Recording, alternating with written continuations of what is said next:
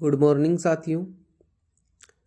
कल की जो क्लास थी उसके अंदर हमने जो शब्दकोश है उस शब्दकोश से संबंधित जो क्वेश्चन आंसर है उनको अच्छे से देखा, किस प्रकार के क्वेश्चन है अक्सर एग्जाम में पूछते हैं।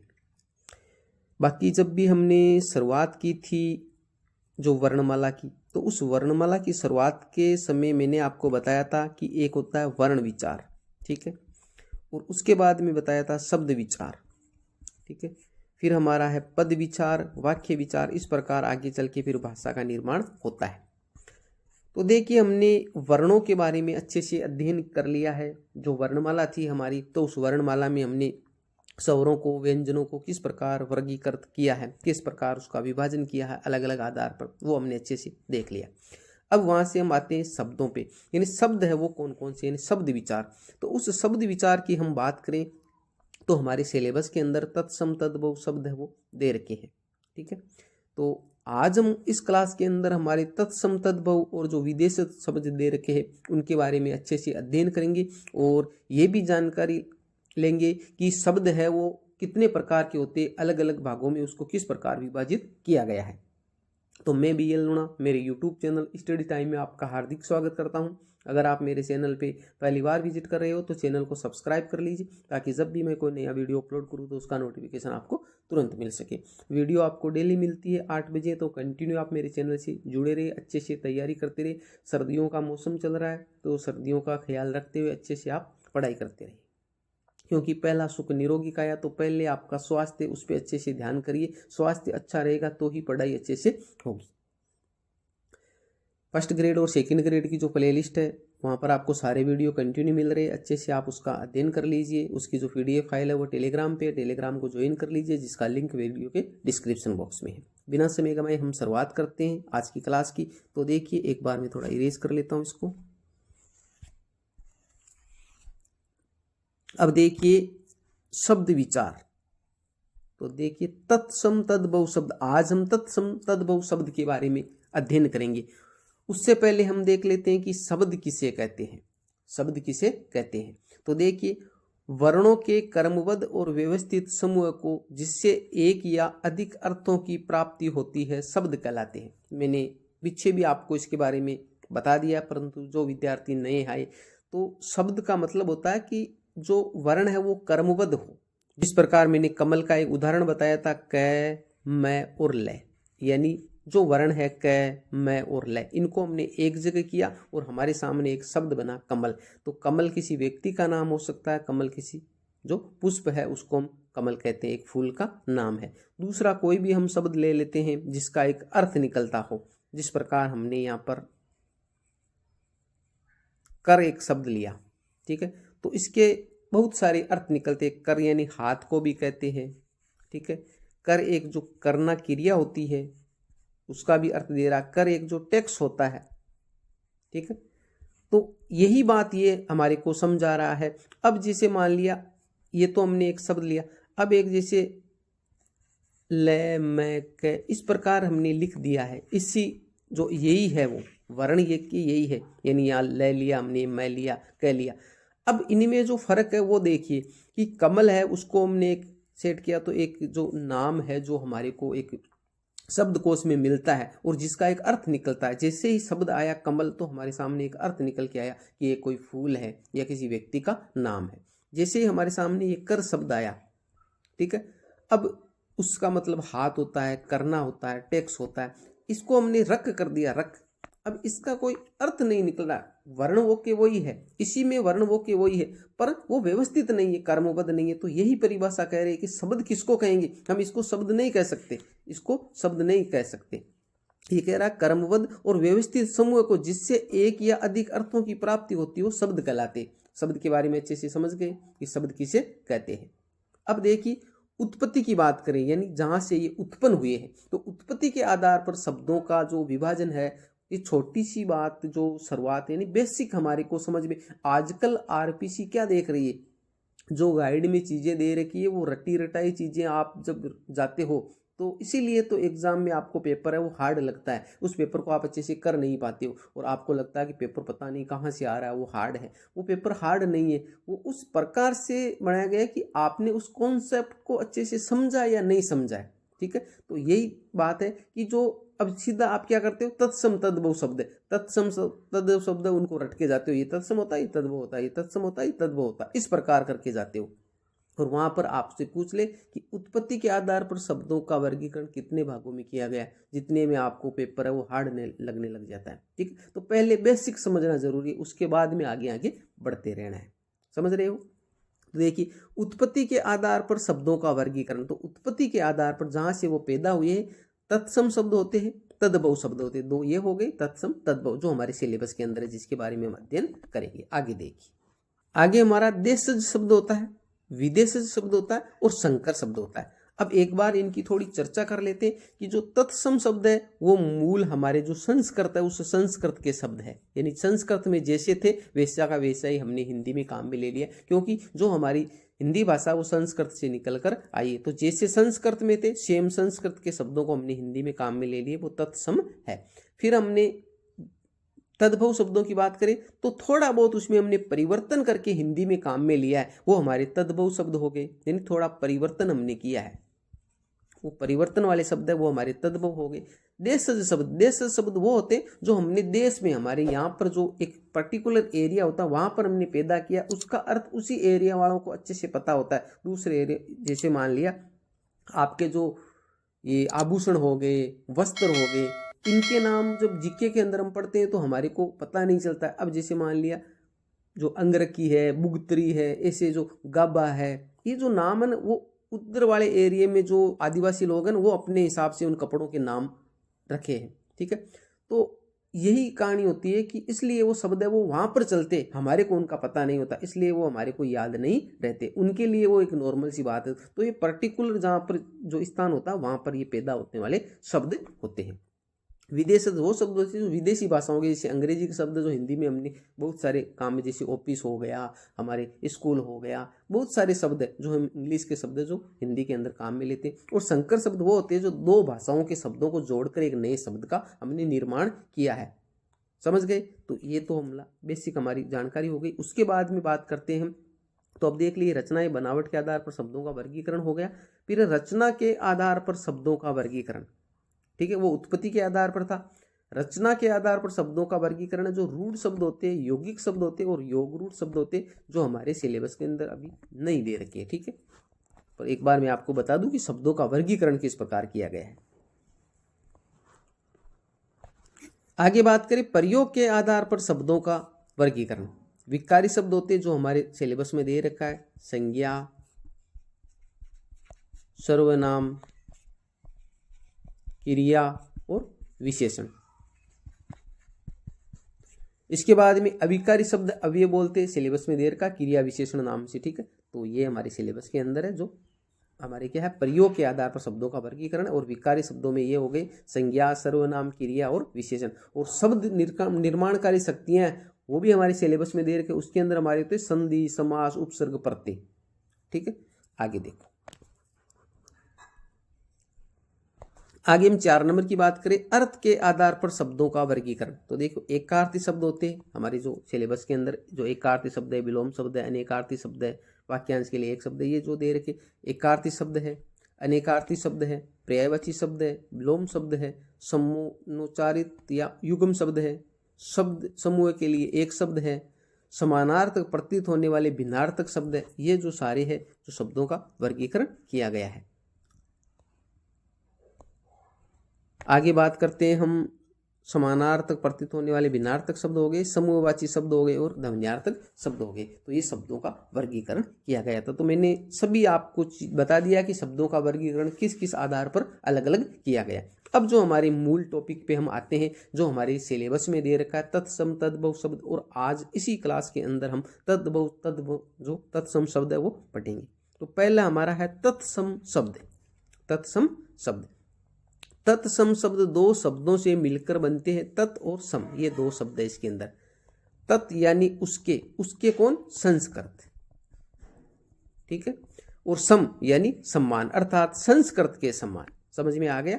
तत् का मतलब होता है सम्मान, और तत् यानी उसके, और सम यानी होता है सम्मान।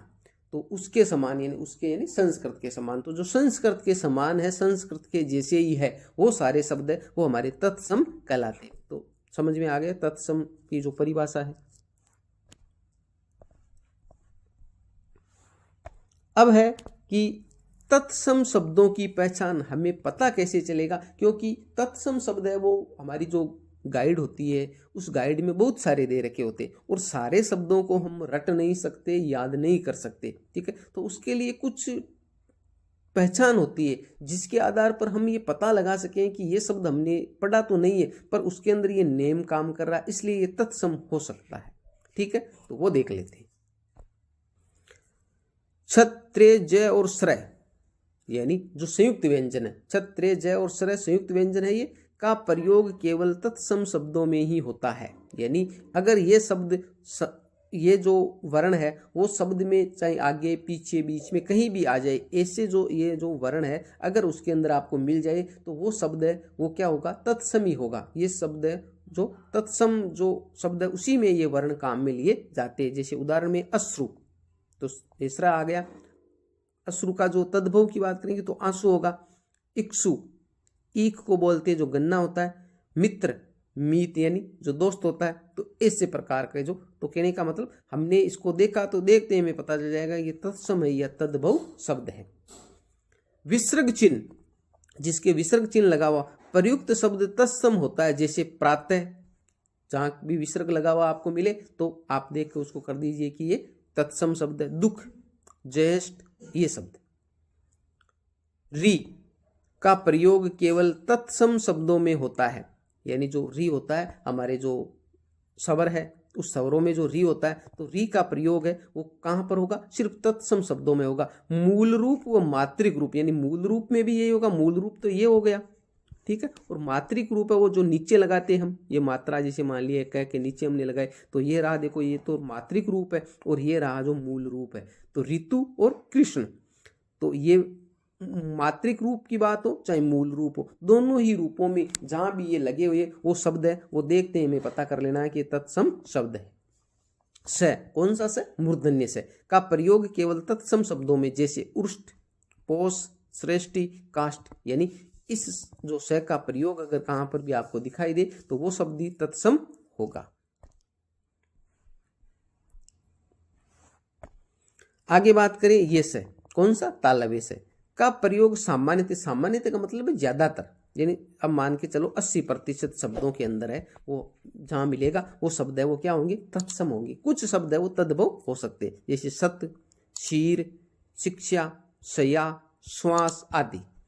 पंचम वर्णों, पंचम वर्ण में जो हमारे यंग है, ठीक है, का मूल रूप में प्रयोग केवल तत्सम शब्दों में है।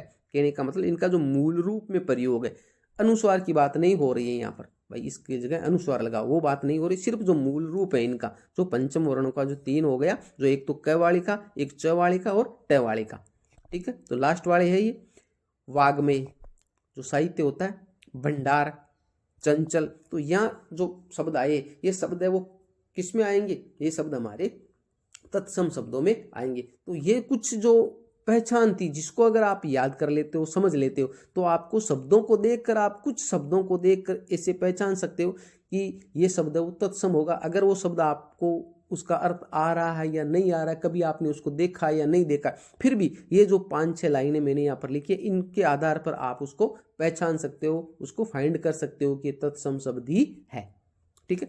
अब बात करते हैं हम तद्भव शब्द की, क्योंकि ये तो जो संस्कृत के शब्द थे, अब तद्भव शब्दों की बात करते हैं जो इससे थोड़े अलग होंगे। तत् यानी भू और भव यानी होना,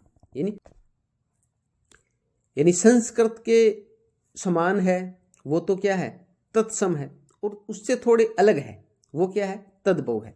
अर्थात संस्कृत से विकसित होकर हिंदी में प्रयुक्त होने वाले शब्द तद्भव कहलाते। ये संस्कृत के मूल शब्दों का परिवर्तित रूप है, यानी संस्कृत के जो मूल शब्द थे उसमें थोड़ा बहुत हमने परिवर्तन किया और हमने हिंदी में उसको काम में ले लिया, ये शब्द हमारे क्या हो गए, तद्भव हो गए। जैसे अकाज, केला, गेहूं, अफीम, ये जो शब्द है जो हमारे किस में आएंगे, तद्भव शब्दों में आएंगे। पहचान देखिए इनकी, कि हम कैसे पहचानेंगे कि ये तद्भव है। तो देखिए अनुनासिक चिन्ह का प्रयोग केवल तत्भव में, अनुनासिक कौन सा, विसर्ग की बात आए, जहां पे विसर्ग लगा हुआ होगा तो वो शब्द है वो कौन से में आ जाएगा, वो तत्सम में आ जाएगा।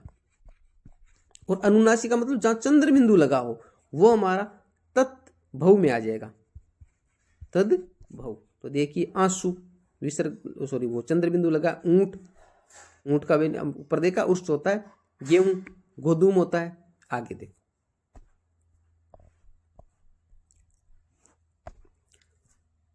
ढ व ढ कौन से है, ये जो फेंका हुआ हमें लगता है, ठीक है, का प्रयोग। उदाहरण में देखिए बड़, कड़वा आदि।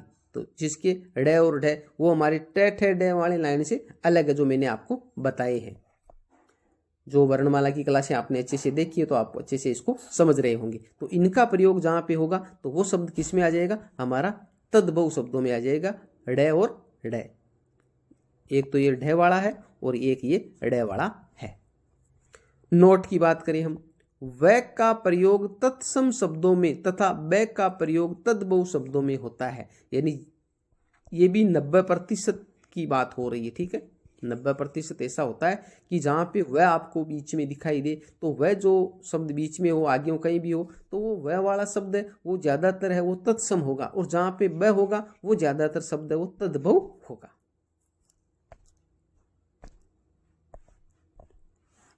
उसके बाद में बात करते हैं देशज शब्दों की। तो देश धन ध ज यानी जन्मना होता है, देश के अंदर जो जन्मे हुए शब्द है। देशज शब्द का अभिप्राय है देश विशेष में जन्म लेने वाले शब्द, ऐसे शब्दों का संस्कृत से कोई संबंध नहीं होता है। यानी तत्सम और तद्भव शब्द उनका संस्कृत से संबंध होता है, क्योंकि तत्सम है वो तो बिल्कुल संस्कृत जैसे ही है, और जो तद्भव है वो थोड़ा संस्कृत में परिवर्तित करके हमने काम में लिए, तो उनका संबंध है वो संस्कृत से है। परंतु जो देशज शब्द होते हैं उनका संस्कृत से कोई भी लेना देना नहीं होता है, कोई भी संबंध नहीं होता है। आगे देखो, देश में प्रयुक्त संस्कृत से इतर भाषाओं, संस्कृत से जो अलग भाषाएं इतर भाषाओं से लिए गए शब्द देशज होते हैं। जैसे बाजरा, भिंडी, ऊटपटांग, गड़बड़, नाडी आदि ऐसे जो शब्द है वो हमारे क्या है, देशज शब्द कहलाते हैं। नोट में लिखा है ध्वन्यात्मक अनुकरण के आधार पर गढ़े गए शब्द भी देशज होते हैं। ध्वन्यात्मक का मतलब हो गया जो ध्वनि के आधार पर, ध्वनि के बारे में मैंने आपको बताया, जो हमारे जो उच्चारण के आधार पर जो हमने देखा है कि ध्वनि क्या होती है, शब्द क्या होता है, वर्ण क्या होता है। जो मौखिक आधार पे हमने देखा है कि सबसे छोटी इकाई जो ध्वनि होती है। तो ये कह रहा है ध्वन्यात्मक जो अनुकरण है उसके आधार पर, जैसे मिमियाना जो बच्चा है, जो हमारे भेड़ हो गई, बकरी हो गई, उसका बच्चा है जो बोलता है तो उसको हम बोलते हैं मिमियाना। गुराना, ठीक है, भौंकना, जैसे गुराना शेर है, बिल्ली है, ये गुराते हैं, भौंकना कुत्ते भौंकते हैं, दहाड़ना शेर का दहाड़ना, टपटपाना जैसे पानी टपकता है, खटखटाना दरवाजे का खटखटाना। तो ऐसे शब्द हमने जो गढ़े हैं ये सारे शब्द है वो भी देश शब्दों में ही काउंट होते हैं, जो हमने अपने हिसाब से इनको बनाया है। जैसे पानी है वो टप टप की आवाज़ नहीं करता, ये अपने हिसाब से हमने बना लिया है। दहाड़ना शेर, वो दहाड़ रहा नहीं, उसकी आवाज़ को हमने कहा कि दहाड़ रहा है। तो ऐसे जो शब्द हमने जो गड्ढे हैं अपने हिसाब से बनाए हैं, तो ये सारे शब्द है वो देशज में काउंट होंगे। अब बात करते हैं विदेशज शब्दों की। वैसे हमारे सिलेबस की बात करें तो तत्सम, तद्भव और विदेश शब्द ऐसा ही लिखा हुआ है। तत्सम शब्दों के बारे में पूछेंगे, विदेश शब्दों के बारे में पूछेंगे, तद्भव शब्दों के बारे में पूछेंगे। ये जो संकर शब्द है इनके बारे में अगर सर नहीं पूछेंगे, फिर भी हम एक बार देख लेते हैं क्योंकि आरपीसीए पूछ सकती है, तो थोड़ा बहुत जो इसके साथ में तो देखने में क्या हर्जा है। विदेशज शब्द, विदेशज का मतलब विदेश यानी जो विदेश में जन्मे हैं, वे शब्द जो देश की सीमाओं के बाहर प्रयुक्त भाषाओं से लिए गए हैं विदेशज शब्द कहलाते हैं। जैसे अंग्रेजी के शब्द, तो अंग्रेजी के बहुत सारे शब्द है जो हमारे हिंदी में हम काम में लेते हैं, जैसे स्कूल हो गया, डॉक्टर हो गया, ऑफिस हो गया, और इनको जब हम बोलते हैं तो हमें पता ही नहीं चलता है कि हमने इंग्लिश बोली है। ये हमारे हिंदी में इस प्रकार घुल मिल गए कि हमें लगता है कि हिंदी के ही शब्द है। फारसी शब्द की बात करें दुकान है, कमर है, मोजा है आदि। अरबी शब्द की बात करें तो अजनबी, इनाम, गरीब आदि। तुर्की शब्द की बात करें कैची, चेचक, बहादुर, तोप आदि ये शब्द है। आगे हमने कुछ शब्द है वो लिए हैं जो हमारे एग्जाम में आने की उम्मीद है उनकी, क्योंकि हम पूरी तरीके से तो श्योर नहीं हो सकते कि जो मैंने आपको बताए वही शब्द है आपको एग्जाम में पूछेंगे, क्योंकि मैंने यहाँ पर 100-200 के लगभग शब्द है वो छांट के लिए, जो अक्सर हमारे को थोड़ा कन्फ्यूजन करते हैं और वो याद करने में हमारे को कठिनाई होती है, वो शब्द मैंने छांट के लिए। तो ज़रूरी नहीं है कि वही शब्द आपसे पूछे, क्योंकि गाइड के अंदर तो बहुत सारे शब्द हैं जो दे रखे 4-5 पेज के अंदर। ठीक है, तो आपको ज़्यादा से ज़्यादा शब्द खुद से पढ़ने पड़ेंगे। सिर्फ यहाँ पर हम कॉन्सेप्ट है उसको समझ सकते हैं, परंतु पूर्ण रूप से ये नहीं कह सकते कि यही शब्द है वो मैंने फिक्स कह दिया कि यही शब्द है वो मेरे वाले ही पूछेंगे। आरपीसी अगर चाहे तो उनमें से पूछ सकते हैं, और आरपीसी चाहे कि आपको क्वेश्चन करना ही नहीं है, आपको छोड़ के यहाँ 40% नंबर नहीं लाने देंगे आपको, तो वो चाहे जैसा भी पूछ सकती है। ठीक है, वो आरपीसी में निर्भर करता है। आगे देखिए,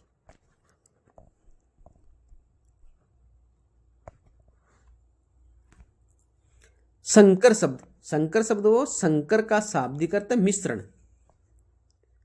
जैसे हम जो संकर बीज होते हैं आजकल, तो उसी प्रकार, अर्थात वे शब्द जो दो भिन्न भिन्न भाषाओं के शब्दों के संयोग से बने हैं संकर शब्द कहलाते हैं। जैसे जिस प्रकार अश्रु गैस, ये जो शब्द है अश्रु गैस, तो इसके अंदर एक तो अश्रु है और गैस है। तो अश्रु तो हमें पता चल गया ये श्र आ रहा है, तो ये संस्कृत का हो गया।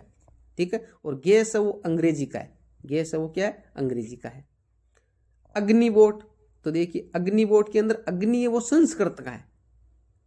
हमारे तद्भव में क्या हो जाएगा, आग होता है अग्नि का, और ये अंग्रेजी का है, वोट है वो। जलपोत, तो जलपोत के अंदर क्या है, जलपोत जो शब्द है तो अलग अलग किए हमने, दो शब्दों को मिलाकर बनाया, तो जल है वो संस्कृत का है। ठीक है, और ये हमारा फारसी का हो जाए। डाकघर की बात करें तो डाक है वो फारसी का है, और घर है वो हिंदी का है। रेलगाड़ी में रेल की बात करें तो रेल है वो अंग्रेजी का शब्द है, और गाड़ी है वो हमारे हिंदी का शब्द है।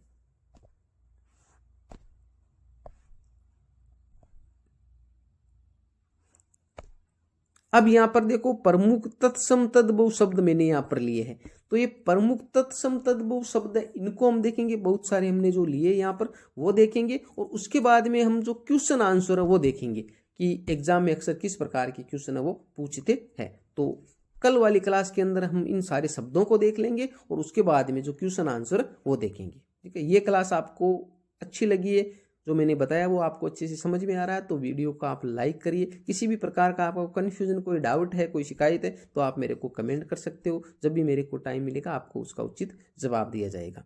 ठीक है, अभी तक आपने चैनल को सब्सक्राइब नहीं किया तो सब्सक्राइब जरूर कर लीजिए। मिलते हैं अगली वीडियो में, तब तक के लिए जय भीम, जय भारत।